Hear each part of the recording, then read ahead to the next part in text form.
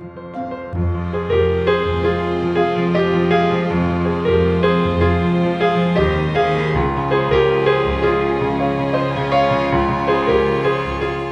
того, чтобы ребенок изучал как предмет, необходимо заявить об этом в письменной форме. Родитель, либо законный представитель пишет заявление на имя директора о том, что прошу организовать изучение родного языка, крымско-татарского, украинского, любого иного языка для моего ребенка в определенном классе. Директор, получив такие заявления, должен немедленно реагировать.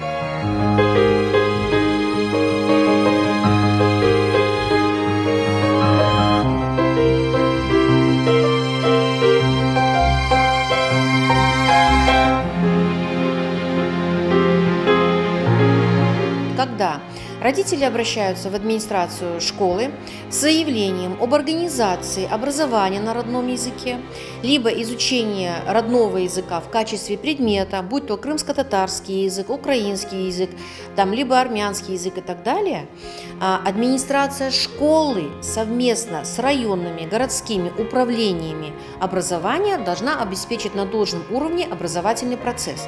То есть поиск кабинета необходимого, подходящего, учебников и учебных пособий, преподавателя.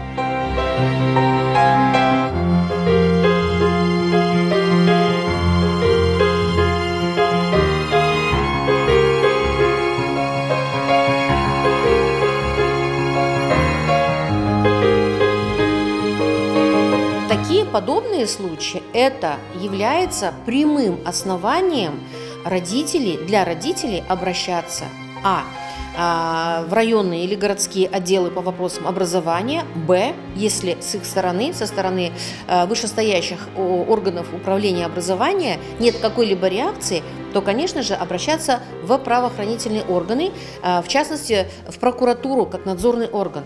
Поскольку подобное психологическое воздействие, подобное манипулирование волей родителей, это есть, будем говорить, процесс, который создает препятствие для реализации права на образование, на изучение родного языка, права на образование на родных языках.